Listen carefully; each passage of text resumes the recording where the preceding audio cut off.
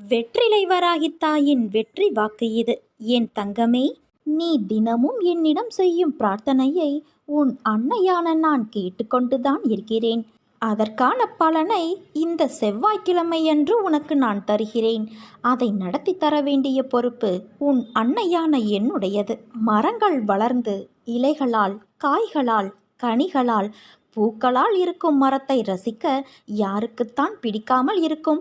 ஆனால் அந்த நிலை வருவதற்குள் அந்த மரம் படும்பாடு தன்னையும் காத்து, தன்னை நம்பி நிழல் தேடி வரும் அனைவரையும் காத்து, தன்மேல் அடைக்கலமாய் தங்குவதற்கு வரும் உயிரினங்களையும் காத்து மிகப்பெரிய நிலைகளை கடந்து வருகிறது. அப்படி இருக்கையில் மனிதன் தன் நிலையில் வெற்றிகரமாய் நின்றிட எதிர்கொள்ள வேண்டியதும் கடினமாகத்தானே இருக்கும். சோதனையை தாங்கி நகர்ந்து வரும் அந்த சிறிது நேர போராட்டம்தான் உன்னை எப்படி என்று உனக்கே தீர்மானித்து காட்டும். ஒரு தாய் தன் பிரசவ வலியின் போராட்டத்தை தாங்கிய அந்த நிமிடங்களுக்கு பிறகு தான் உயிருக்கு மேலான குழந்தையை ஈன்று எடுக்கிறாள். தந்தை எத்தனையோ போராட்டங்களை தன் குடும்பத்திற்காக தாங்குகிறார். அதே போல ஒவ்வொரு கட்டத்திலும் போராட்டம் இருக்கத்தான் செய்யும். அன்னையே, அப்படியென்றால் வாழ்க்கை என்றாலே போராட்டம்தானா என்றால் இல்லை. ஆனால் வாழ்க்கை என்றும் ஒரே கோட்டில் செல்லாது. அதை அடுத்த கட்டத்திற்கு எடுத்து செல்லும் நிலை மிக பெரியது. அதற்கான சூழல் மாறுபடும். அதுதான் போராட்டமான நேரம். போராட்டம்தான் வாழ்க்கையை வாழ கற்றுக் கொடுக்கும். அதைத்தான் உன் அன்னை நான் உனக்கு போதித்து வருகிறேன். நீ வெற்றி பெறுவாய் என் தங்கமே.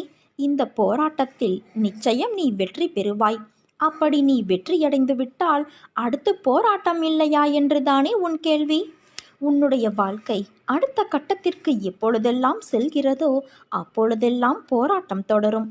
இந்த போராட்டத்தின் வெற்றி என்பது மிக விசேஷமானது.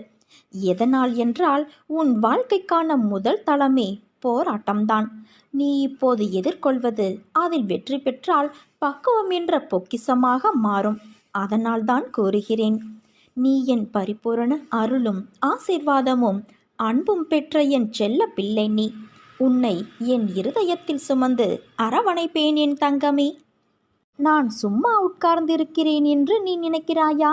ஆனால் நான் உனக்கான வேலையை செய்து கொண்டுதான் இருக்கிறேன். என் வேலை எப்போதுமே கொஞ்சம் வித்தியாசமாக இருக்கும். உனக்கு கொடுக்கும் நேரத்தை அதை அறிந்து நான் நிச்சயம் செய்வேன். உனக்கு அது இப்பொழுது புரியாது. உன் கையில் கிடைக்கும்போது அன்னையே மிக்க நன்றி என்று சொல்லுவாய். அந்த நாள் வெகு தொலைவில் இல்லை என் தங்கமே. என்னிடம் திடமான நம்பிக்கை கொள். செயல் புரியும் கடமை மாத்திரம்தான் உன்னுடையது.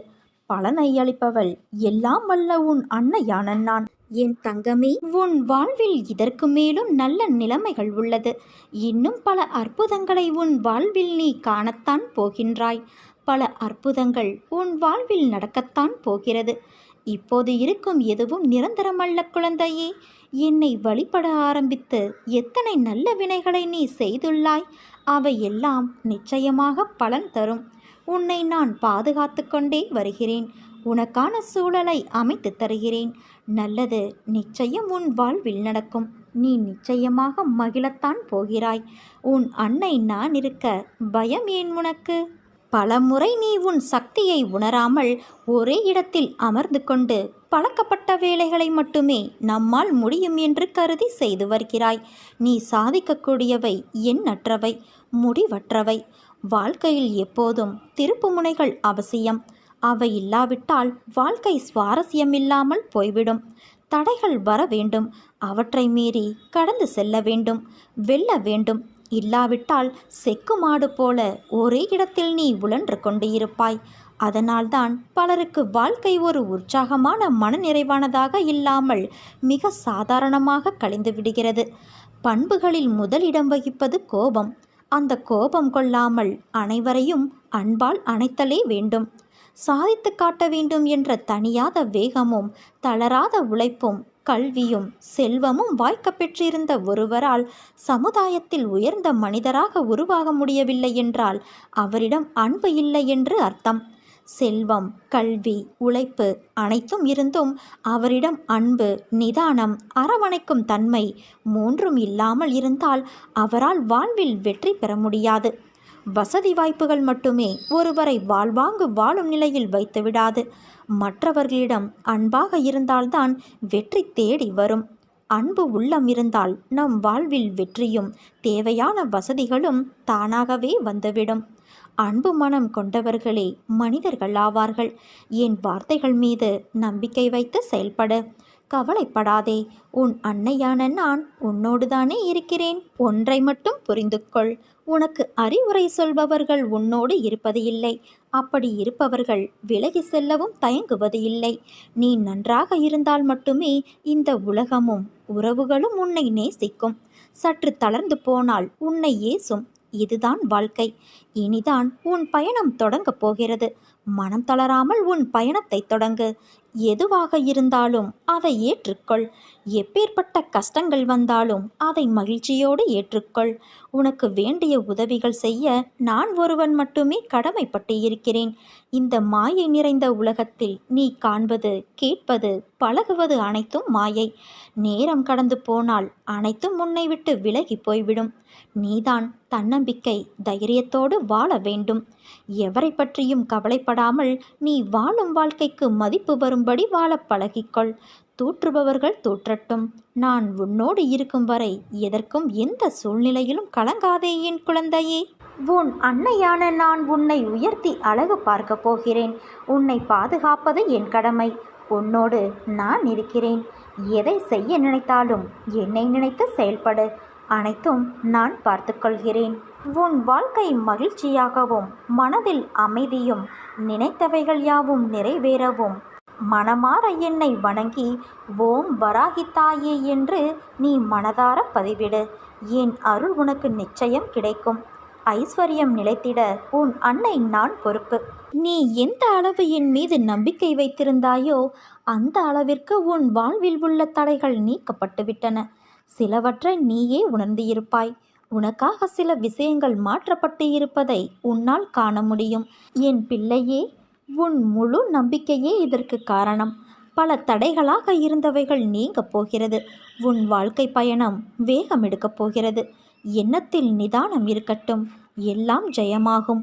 என்னை நோக்கி வருகின்ற அனைத்துமே என் கைகளிலிருந்து தான் உன்னிடம் வருகிறது. அதை எதிர்நோக்கி நீ எடுக்கும் பக்கமே உன் வாழ்க்கை என்னும் புத்தகம் எப்படிப்பட்டதாயிருக்கும் என்று தீர்மானிக்கிறது.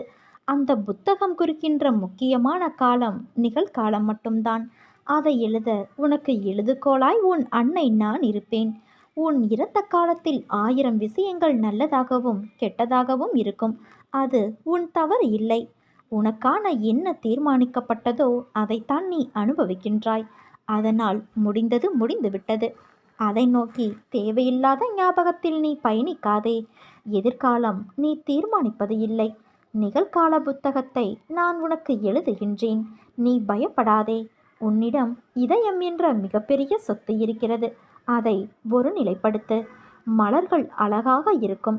ஆனால் சிலவற்றில் முள் இருக்கும். உன் வாழ்க்கையும் அப்படித்தான். அழகான வாழ்க்கை. அதை நீ பார்த்து நட. நான் என் குழந்தையை தாங்கும் மண்ணாய் அடியில் பிடித்து காத்து இருப்பேன். உன்னை சந்தோஷமாக வாழ வைப்பேன்.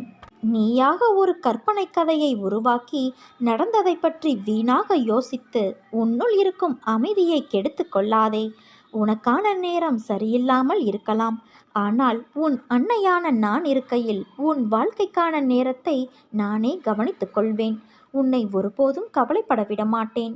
யார் என்ன வேண்டுமானாலும் எனக்கு எதிராக சொல்லட்டும். என் குழந்தை, என் மீது இவ்வளவு நம்பிக்கை வைத்திருக்கும் போது உன் உலகமாய் நான் உன் அன்னை என்று நீ ஆனந்தத்தில் சொல்கிறாய். அதே போல எனக்கான உலகமும் என் குழந்தைதான். உன் அம்மாவாக அப்பாவாகவும் நானே என்றும் உனக்கு துணை இருப்பேன். என் பக்தர்களை கர்மாவின் பிடியிலிருந்து மீட்டு எடுக்கவே அவர்களின் பாவ கர்மாக்களை பிச்சையாக நான் பெறுகிறேன். நீ செய்யும் தானமும் தர்மமும் வீண் போகாது. நிச்சயம் தர்மம் தலை காக்கும் என் குழந்தையே.